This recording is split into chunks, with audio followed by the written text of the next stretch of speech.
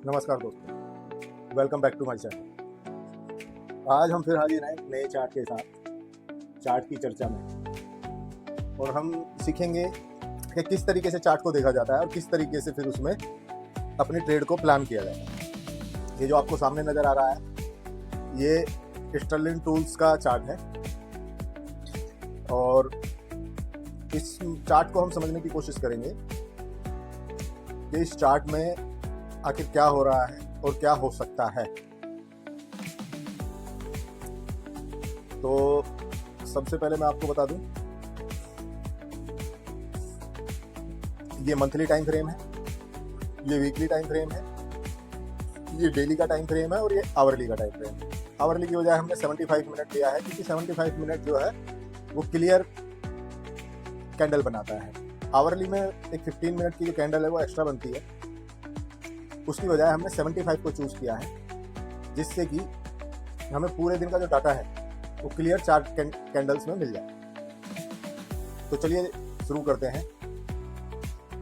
जैसा कि आप लोगों को पता है, हमारी जो थ्योरी है वो डिमांड और सप्लाई की है। तो मैंने इसमें पहले से ही मार्क करके रखा हुआ है डिमांड जोन, जिसको आप लोग यहाँ देख सकते हैं। ये डिमांड जोन क्यों मार्क किया हुआ है? क्योंकि यहाँ से आप देखोगे तो 4 महीने का एक अच्छा मूव आया था। तो यहाँ पे इसने एक डिमांड जोन क्रिएट किया था, उसके बाद प्राइस ने कंसोलिडेट किया और फिर यहाँ से भी एक डिमांड जोन लेके और प्राइस काफी ऊपर गया। तो जो पहला जहां से मूव स्टार्ट हुआ है वो जोन ये है, तो हमने इस जोन को पहले से ही मार्क किया हुआ था। प्राइस इतने हैवी सेलिंग के बाद यहाँ पे आया, लेकिन यहाँ पे सपोर्ट लिया अप्रैल के मंथ में। उसके बाद मई में कंसोलिडेट किया और अब है जून। जून का जो मंथ है वो मूवर मंथ हो सकता है इस ट्रेड में। एज पर आवर स्टडी ये एक मूवर मंथ हो सकता है। तो हमको जब भी कोई ट्रेड अपनी प्लान करनी हो, उसका जो हायर टाइम फ्रेम है उस पर ज़्यादा फोकस करना चाहिए कि ये जो हायर टाइम फ्रेम है, फॉर एग्जांपल यहाँ पे मंथली है, तो हमारा मंथ क्या मूवर हो सकता है। उसको कैसे समझेंगे? उसको समझेंगे लोअर टाइम फ्रेम में। यहाँ पे प्राइस गिर रहा था, अब हम चलते हैं, पहले आपको मैं बड़ा करके दिखाता हूँ। ये प्राइस ने यहाँ से चलना शुरू किया, यहाँ पे गया, फिर यहाँ थोड़ा सा लो लगाया और यहाँ पे कंसोलिडेट करके यहाँ से सीधा प्राइस यहाँ पहुंचा है। तो ये एक अच्छा खासा डिमांड जोन था, क्योंकि ये एक रेजिस्टेंस भी था पहले। ये रेजिस्टेंस का इसने काम किया था। जो थ्योरी हमने पिछले वीडियो में भी बताई थी कि जब एक रेजिस्टेंस टूट जाता है तो वो सपोर्ट का काम करता है। कोई भी डिमांड यदि फुलफिल हो जाती है तो वो सप्लाई का काम करती है, और जो सप्लाई पूरी हो जाती है तो वो फिर डिमांड का काम करती है। तो ये जैसा कि हम देख सकते हैं मंथली चार्ट में 2 महीने इसमें 2 मंथ इसने यहाँ पे कंसोलिडेट किया। अब ये मंथ जो है मूवर हो सकता है। इसके मूवर मंथ होने के बहुत चांसेस है। ये वाला जो है, अब इसमें हम अपनी ट्रेड को कैसे प्लान करेंगे इसको समझते हैं आगे लोअर टाइम फ्रेम में जाके। ये हमने इसका लगा दिया वीकली चार्ट।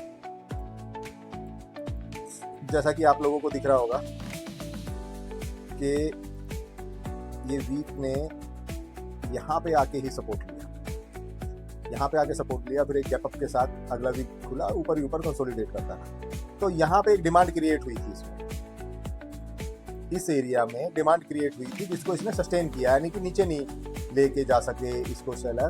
तो यहाँ पे सप्लाई को इसने सारी खा लिया, एब्जॉर्ब कर लिया। तो सबसे पहले हम यहाँ पे एक डिमांड जोन खींच देंगे।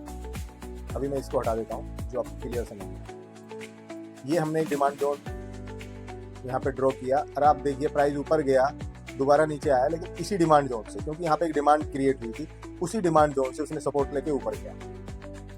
तो यही पावर होती है डिमांड और सप्लाई की। अब अगर हम डेली का टाइम फ्रेम इसमें देखें, ये देखिए यहाँ पे आपको पिक्चर बहुत क्लियर नजर आएगी। ये वही जोन है जो हमने वीकली पे खींचा था। प्राइस ने यहाँ से यहाँ तक का मूव बनाया, लेकिन इसके हाई को नहीं तोड़ पाया। जो इसका प्रीवियस हाई था उसको नहीं तोड़ पाया। तो हम ये कह सकते हैं कि प्राइस ने अभी ट्रेंड को चेंज नहीं किया है।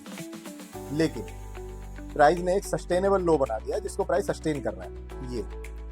उसके बाद प्राइस ऊपर गया, ऊपर आने के बाद दोबारा नीचे आया उसी जोन में, वहाँ पे फिर इसने सपोर्ट लेना शुरू किया। यानी कि यहाँ पे इस डिमांड जोन ने अपना वैलिडेशन दिया कि भाई मैं यहाँ पे डिमांड में हूँ और इतनी आसानी से मैं इस एरिया को नहीं छोड़ने वाला। तो यहाँ पे फिर एक हायर लो बनाया, हायर हाई नहीं बना। उसके बाद यहाँ से प्राइस गया और लगभग सेम हाई पे यहाँ से उसने थोड़ी सप्लाई दी और सस्टेन किया अपने आप को। इसका मतलब एक और हायर लो बनाया। इससे हमें क्या पता लगता है? इससे हमें पता लगता है कि प्राइस में डिमांड आ रही है, बायर जो है प्राइस को ऊपर लेने के लिए तैयार है, वो नीचे नहीं लाना चाहते प्राइस को। सेलर अपनी सेलिंग जितनी भी कर रहे हैं, बायर उसको कहीं ना कहीं ओवर पावर कर रहे हैं।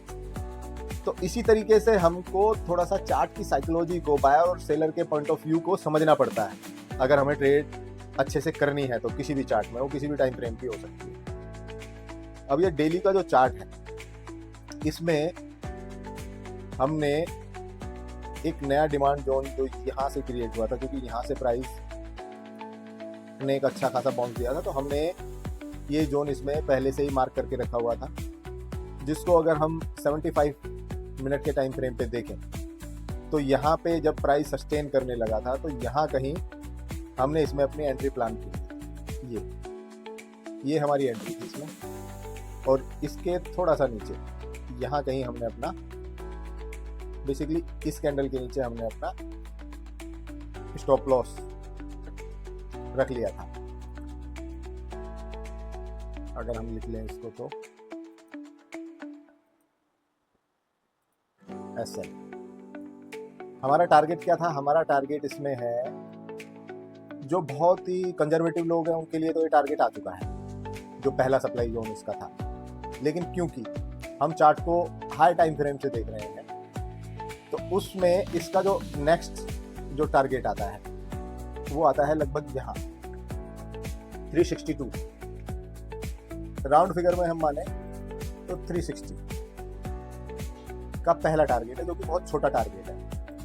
असली टारगेट जो इसका आएगा वो मैंने इसमें मार्क किया हुआ है, ये यहाँ पे ये जो, तो मैं जो प्राइस को लेके चला हूँ, यहाँ से पहला मूव जब आया, उसके बाद दूसरा मूव आया, यहाँ पे हमने एंट्री प्लान की और हमारा जो टारगेट है वो कुछ इस तरीके से हमें मिलने वाला है। आप लोग इस चार्ट को देख लीजिए। आने वाले वीडियो में जब हम इसमें अपना टारगेट अचीव कर लेंगे, मैं दोबारा एक वीडियो बनाऊंगा और आपको इस डिमांड और सप्लाई की जो पावर है उसको दिखाऊंगा कि किस तरीके से हमने अपना टारगेट को अचीव किया। अभी के लिए अगर हम आज का टाइम और वो देखना चाहें तो आप लोग देख सकते हैं। आज वेडनेसडे है, 4 जून है, 12:43 AM हो चुके हैं, यानी कि ये रात के 12 बजे। और मैं रात के समय, मार्केट अभी क्लोज है, इसको वीडियो को शूट कर रहा हूँ। तो यहाँ आप इस चार्ट को रेफरेंस में रखना और फिर देखना कि कितनी आसानी से हमें ये टारगेट मिलता है। अब अगर हम इसमें अपना रिस्क रिवॉर्ड देखते हैं तो लगभग कहीं यहाँ हमने एंट्री बनाई, ये लगभग का हमारा स्टॉप लॉस है। पहला टारगेट जो हमें मिलता है 1:2 का है, लेकिन हमारा जो असली टारगेट है वो ये है, जो हमें 1:5 का रिस्क रिवॉर्ड दे रहा है। तो 1:5 का मतलब है कि आपने अगर मान लो 1 लाख रुपए इसमें लगाया और उसमें आपने 10,000 रुपए का रिस्क लिया, उस 10,000 के रिस्क के एवज में आपको 5 टाइम यानी कि 50,000 रुपए का प्रॉफिट इस ट्रेड में मिलेगा। तो देखिए कितनी पोटेंशियल है इस मार्केट में आपको पैसा देने की। बस आपको डिसिप्लिन के साथ अपनी जो थ्योरी है उस पर स्टिक रहना है और उसी के अकॉर्डिंग अपने चार्ट्स को लेना है। मैं फ्यूचर रेफरेंस के लिए इस चार्ट को भी सेव कर देता हूं, जैसे कि मैंने आपको पिछले वीडियो में भी बताया था कि मैं एक फोल्डर में अपने चार्ट्स को सेव कर लेता हूं जिनमें भी मैं ट्रेड लेता हूं फ्यूचर रेफरेंस के लिए। तो डिमांड और सप्लाई का ये है, तो इसमें हम इसको पेस्ट कर देते हैं इसलिए हमने इसको पेस्ट कर दिया। ये है स्ट्राइक।